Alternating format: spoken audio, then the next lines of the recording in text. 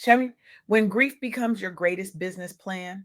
I recently had the honor of sitting down with Sha'Va Porter, a woman whose journey is rewriting the entire narrative of what it means to build a business as a Black woman in America.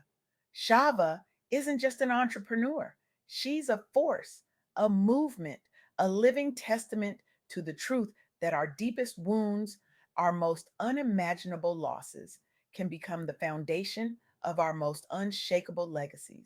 She spent over 25 years braiding hair, not because it was her dream, but because after burying her daughter, after moving to California with no safety net, she had to keep a roof over her family's head. And from that survival, from that grief, she built something powerful. She built pathways for others to thrive. Her story, her wisdom, her fire, they're what we're unpacking today. And I promise you, by the time we're done, you'll never look at entrepreneurship the same way again. Let me ask you something. When you think about starting a business, what comes to mind? Passion, right? Opportunity, a dream you've been nursing since childhood, maybe a vision board with a storefront and your name in lights. That's the story we've been sold. That entrepreneurship is born from inspiration, from some magical aha moment where the stars align and you leap into your purpose. But what if I told you that for Black women, especially Black women like Sha'Va Porter, entrepreneurship isn't born from passion at all? What if I told you it's born from something far more raw, far more urgent? It's born from survival, from grief, from the moment the world says no, and you have no choice but to say yes to yourself. Sha'Va Porter spent over 25 years braiding hair, not because it was her childhood dream, not because she woke up one day and thought, this is my calling. She braided hair because after burying her daughter, after moving to California with no safety net, no roadmap, no pause button for her pain, she had to keep a roof over her family's head. Hair braiding became her anchor, her income, her way of staying grounded when nothing else made sense. And here's the thing we don't talk about enough: that survival, that necessity, that refusal to let grief be the end of the story. That's where some of the most powerful businesses are born. Not in boardrooms, not in business school, but in the hands of Black women who are building empires out of sheer will, skill, and the audacity to keep going when the world has given them every reason to stop. Now, let's zoom out for a second, because Shahvaz's story isn't an outlier. It's a pattern we're seeing across the country, across the continent, across the diaspora. Black women are the most educated demographic in the United States. Let that sink in. The most educated. And yet, in late 2025, Black women's unemployment rose from 6.7% to 7.5%. Meanwhile, white women's unemployment sat at 3.4%. You see the gap? You see the exclusion? Black women are being pushed out of corporate spaces, out of traditional jobs, not because they lack qualifications, but because the system was never designed to hold them. So, what are they doing? They're reclaiming their agency. They're starting businesses. They're turning skills like hair braiding into like leadership training, like green entrepreneurship into scalable ventures that don't wait for permission from a hiring manager or a boardroom that doesn't see their value. Let me tell you about a woman named Kelly Todd Griffin. Kelly saw what was happening. She saw Black women, the most educated demographic in this country, being pushed out of jobs at alarming rates. She saw the data, she saw the pain, she saw women who had degrees, experience, leadership skills suddenly finding themselves unemployed in an economy that claimed to be thriving. And instead of waiting for someone else to create a solution, she built one. Kelly founded the Black Women's Think Tank. Over 2 years, she trained 34 women in leadership, advocacy, and financial literacy. She worked with over 500 middle and high school girls, preparing them for a world that would try to undervalue them before they even got started. And now she's launching a new cohort of 30 women, preparing them to step up, to lead, to pass the baton without relying on jobs that may never come. Kelly didn't wait for the economy to fix itself. She didn't wait for corporate America to open its doors. She built a think tank that equips Black women to lead on their own terms. And that's not just entrepreneurship, that's revolution. That's what happens when you realize the system isn't broken. It was built this way, and you decide to build your own. And it's not just happening here in the States. Let's talk about what's happening across the ocean.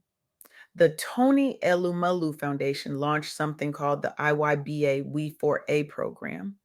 This program supported 751 African Black women entrepreneurs in green businesses across countries like Kenya and Senegal.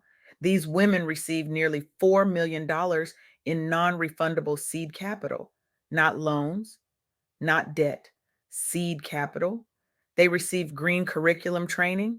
They received mentorship through a platform called TEF Connect. And the outcomes, scaled businesses, job creation, investment readiness. But here's what really gets me: the foundation has pulled 2 million Africans out of poverty, generated $4.2 billion in revenue, created 1.5 million jobs. These aren't just numbers on a spreadsheet, these are lives changed, families fed, communities rebuilt, futures rewritten, and it's all being driven by Black women who refuse to let limited funding, uh, systemic barriers, or economic exclusion define their futures. They took what they had, they built with what they knew, and they created something that didn't just change their lives, it changed entire economies.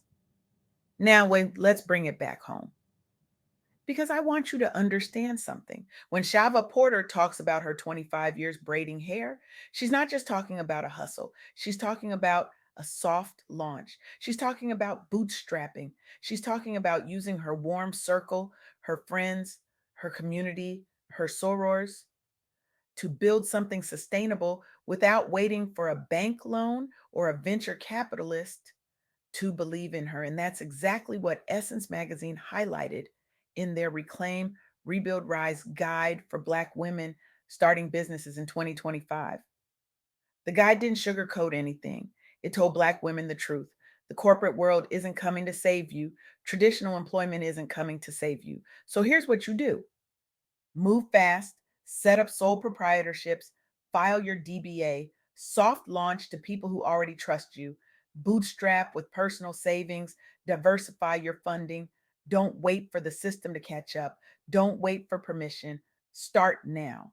Because here's the truth that nobody wants to say out loud: the corporate world isn't coming to save us, traditional employment isn't coming to save us. The only thing that's going to save us, is us. Our skills, our networks, our refusal to let job loss, grief, or systemic exclusion be the end of our stories. Sha'Va Porter's business didn't grow because she had access to capital. It grew because she had access to herself, her hands, her experience, her community. And she turned that into ownership. She turned survival into legacy. But let's be real for a second. This isn't easy. Starting a business while grieving, while unemployed, while the world is telling you you're not enough, that takes a kind of resilience most people will never understand. It takes waking up every day and choosing to build even when your heart is broken, even when you're tired, even when you don't know if it's going to work. And that's what I want you to hear today. Grief doesn't disqualify you from entrepreneurship. Job loss doesn't disqualify you. Lack of funding doesn't disqualify you. In fact, for Black women, those things are often the very fuel that powers the most unbreakable businesses. Because when you've survived the unthinkable way, and yeah, when you've buried a child and still shown up for your living daughters, when you've moved across the country with no safety net and built stability with your own two hands, you learn something the business schools don't teach: You learn that your survival is your superpower. You learn that your lived experience is your curriculum. You learn that your warm circle, the people who already love you, trust you, believe in you, they're your first investors. And that's the model we need to be teaching. Not the Silicon Valley model, not the venture capital model, but the Sha'Va Porter model, the Kelly Todd Griffin model, the model that says start where you are, use what you have, build with who you know to and scale from there. Now, what I know some of you are sitting here thinking, but I don't have a skill like hair braiding. I don't have a network. I don't know where to start. And I want to tell you something. You do. You absolutely do. You have skills the corporate world overlooked. You have education that the job market ignored. You have a story, a struggle, a survival that someone else needs to hear, needs to learn from, needs to be inspired by. Your soft girl era isn't about doing less. It's about doing differently. It's about releasing the cape, the one that says you have to prove your worth to a system that was never built for you. It's about redefining strength, not as how much you can carry, but as how much you can create. When you finally put the weight down, it's about embracing softness, not as weakness, but as the radical act of building a business that honors your healing, your boundaries, your peace. And here's what I need you to understand: the data is screaming at us. Black women are being pushed out of traditional employment, but we're not being pushed out of purpose. We're not being pushed out of power. We're being pushed into entrepreneurship, into ownership, into legacy building. If Shava Porter can braid hair for 25 years and turn survival into a scalable business, if Kelly Todd Griffin can train hundreds of women and girls to lead without corporate jobs, if 751 African women can build green businesses that pull millions out of poverty, then you can start today. You can soft launch today. You can turn your survival into your legacy today. So here's what I'm asking you to do: stop waiting. Stop waiting for the system to see you. Stop waiting for the job market to value you. Stop waiting for someone else to give you permission to build. Your grief, your job loss, your survival, that it's not the end of your story, it's the seed of your empire. Use your hands, use your skills, use your warm circle, bootstrap, soft launch, scale on your terms, because the world doesn't need another version of you that fits into their boxes. The world needs the version of you that builds your own, the version that says, I survived this. And now I'm going to build something so powerful that my daughters, my community, my sisters will never have to start from survival again. That's your soft girl era. That's your revolution. That's your legacy. Now go build it.